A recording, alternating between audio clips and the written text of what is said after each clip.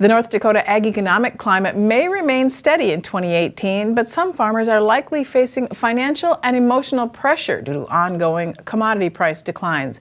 An NDSU Farm and Ranch Economic Summit, along with the North Dakota Farmers Union, was designed to help farm lenders, farmers, and ranchers through the tough times. Mikkel Pates has more.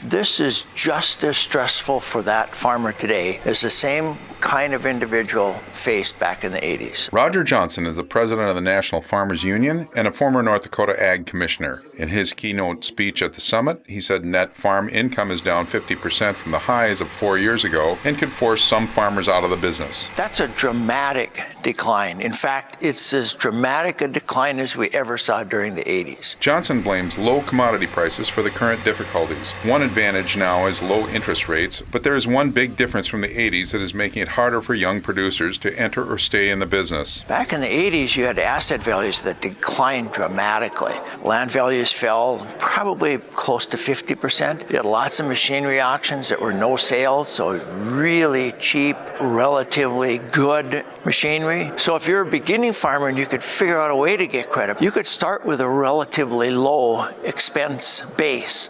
That's not true today. NDSU Extension Director Chris Borboom says the weak ag economy, coupled with the drought, prompted them to organize this event. He says ag lenders, counselors, and the faith community will need to work together to help farm families with stresses. It certainly isn't going to be a quick fix, and so we need to be in it for the long haul to provide support for the farmers and ranchers in the state. But there is a bright spot. Matt Dearson, an SDSU Extension Risk Management Specialist, says prices are stable in some commodities and a few are even up a bit. I think you've got at least the prospect for some stabilization. That doesn't repair problems that have happened. That doesn't improve profitability. It stops declines in profitability. Dearson says lack of revenue, equity, or financing can prevent farmers from making the best input choices. That all just comes down to profitable decision making on the farm.